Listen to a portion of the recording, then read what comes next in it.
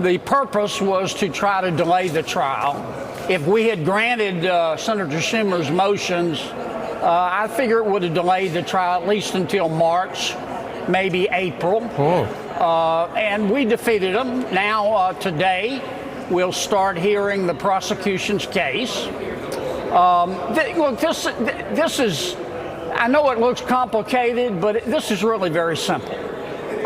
From a larger perspective, here's what's going on. Large portions of the political establishment here in Washington, D.C. think the American people are morons, and they're not qualified to pick their own president. And that's why they want to replace President Trump. More specifically, this case is about two issues. Why did the president ask for an investigation? Right. Was he investigating a political rival, or was he investigating corruption? And number two, what did Hunter Biden do for the money?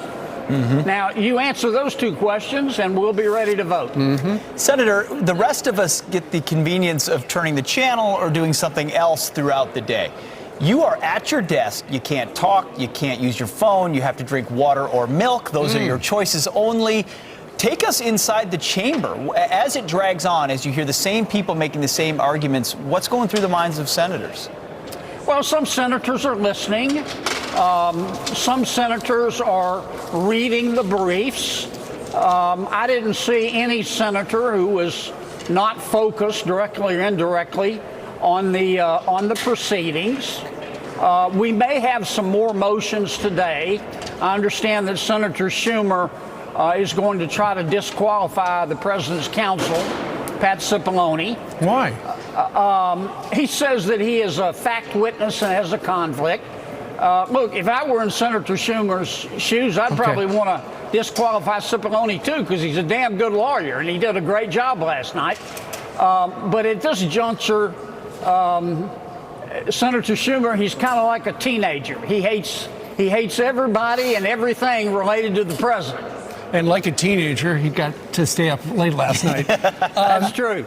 Senator, true. what do you make of Adam Schiff and Jerry Nadler yesterday essentially saying, unless those evil Republicans, like you, allow us to call witnesses, then you're involved in the cover-up.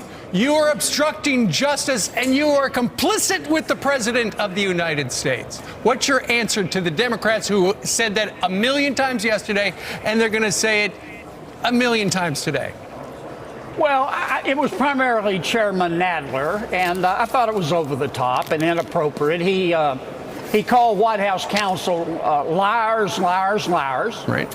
And then he spoke to those of us who happen to be Republicans in the Senate and said, if you don't vote the way that he, Chairman Nadler, wants us to, then we're all involved in a cover-up. Right. And he was called down by the Chief Justice. I thought Chairman Nadler demonstrated a little more zeal than wisdom, but you know, it was all for naught.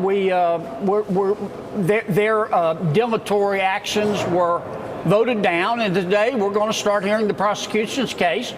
Both sides will be being treated fairly.